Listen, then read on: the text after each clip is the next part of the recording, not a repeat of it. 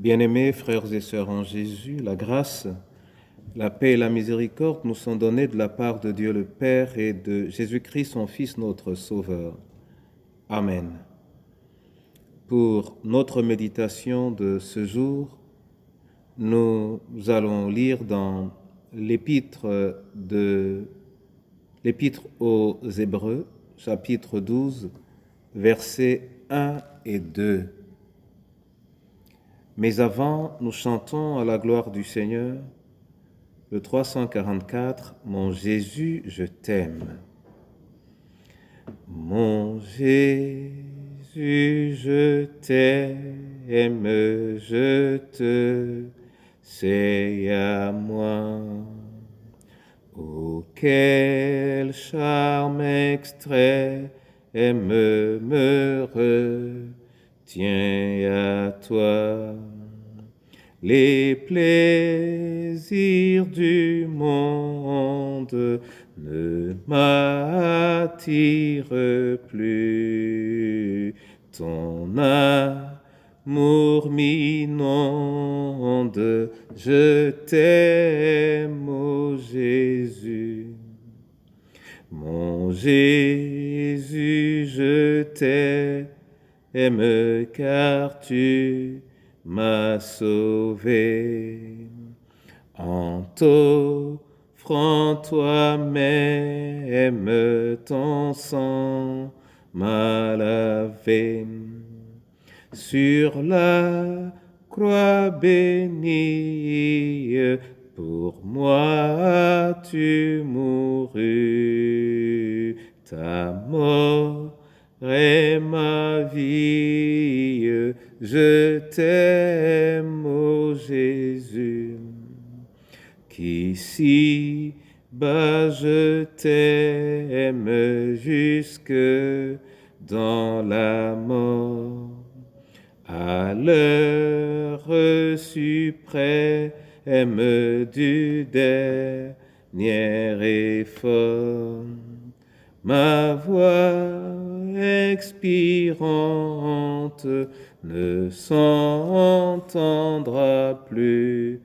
Et sachez que je chante, je t'aime, ô Jésus.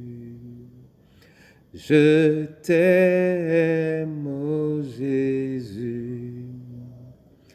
Je t'aime, ô Jésus. Alléluia. Hébreux, chapitre 12, versets 1 et 2, là, il est écrit, « Nous donc aussi, puisque nous sommes environnés d'une si grande nuée de témoins,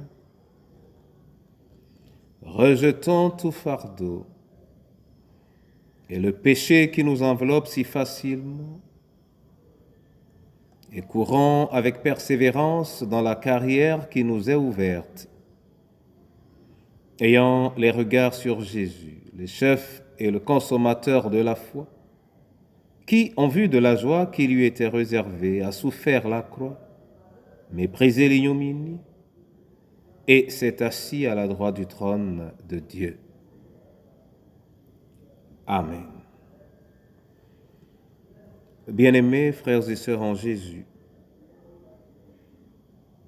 le texte que nous venons de lire est un texte qui nous encourage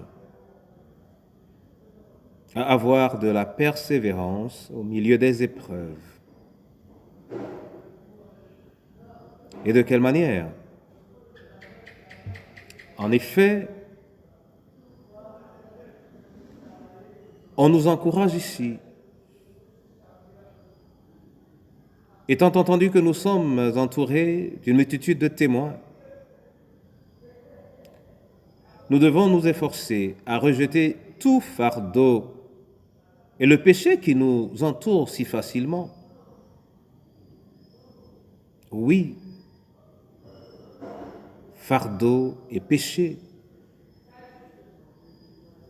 des fardeaux que nous nous donnons, parfois par rapport à nos aspirations, et également le péché lui-même.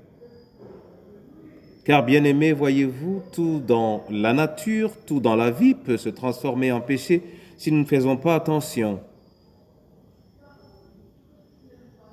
Avoir reçu de la grâce de la part de l'Éternel peut être pour nous, si nous ne faisons pas attention, une source de péché. Être intelligent, avoir de la sagesse, avoir du discernement, recevoir des dons. Ceci, c'est des avantages que l'Éternel nous accorde pour le servir.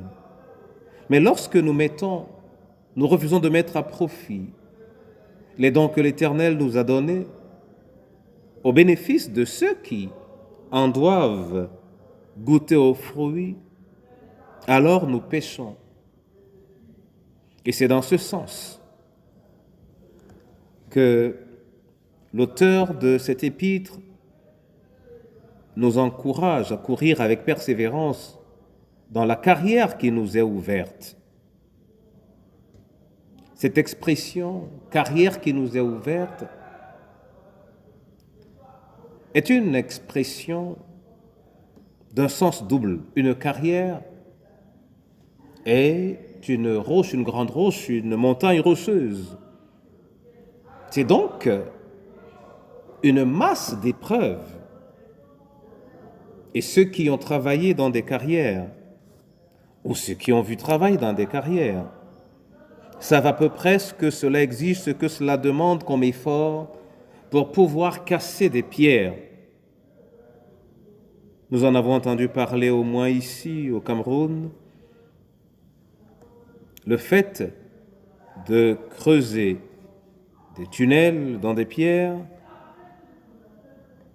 a entraîné beaucoup de souffrance et de peine auprès des populations, et parfois c'était de véritables corvées, des œuvres littéralement données ou cédées à des personnes réduites soit à l'esclavage, soit à l'état de prisonnier.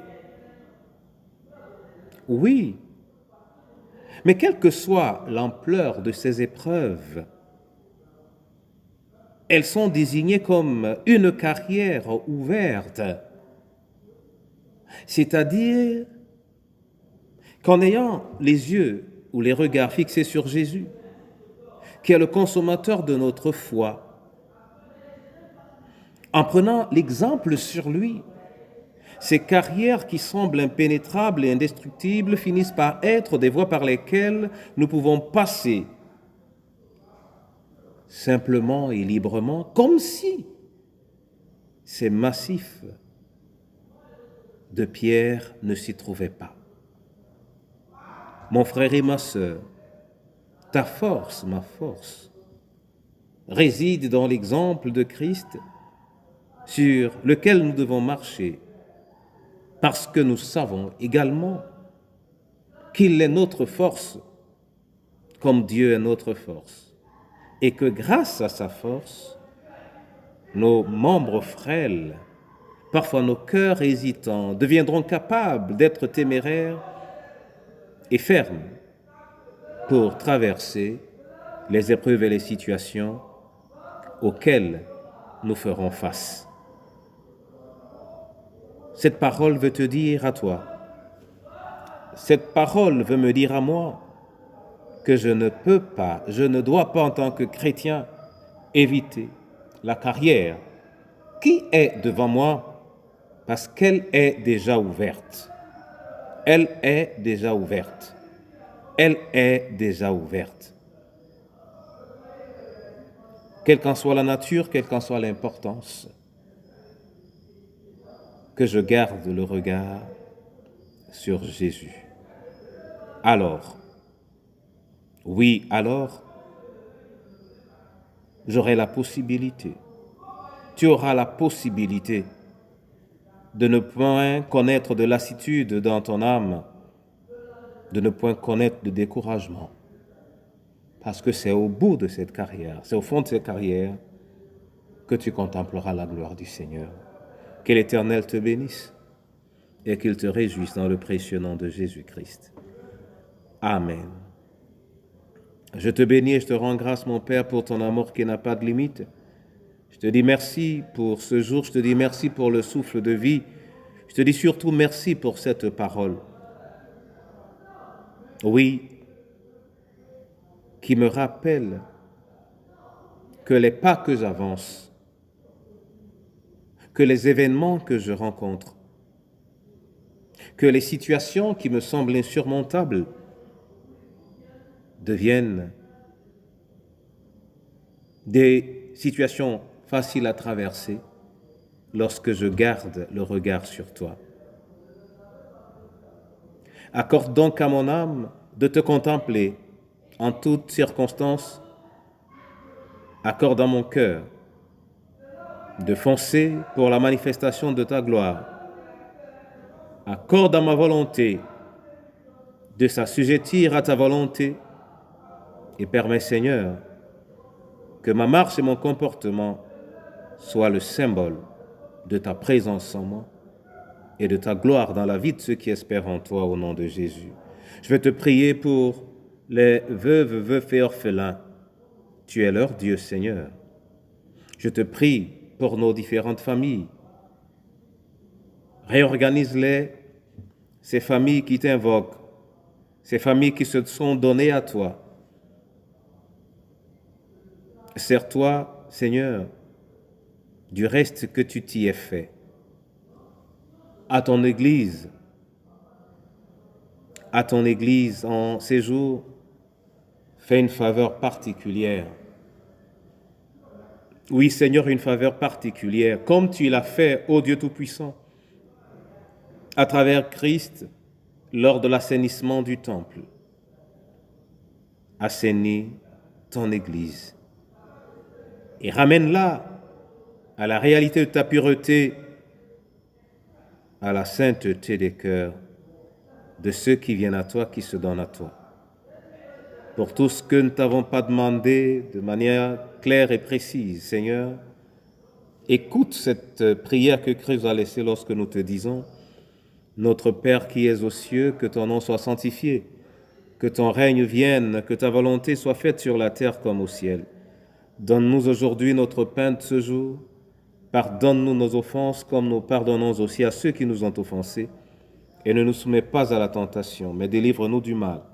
Car c'est à toi qu'appartiennent le règne, la puissance et la gloire pour les siècles des siècles. Amen.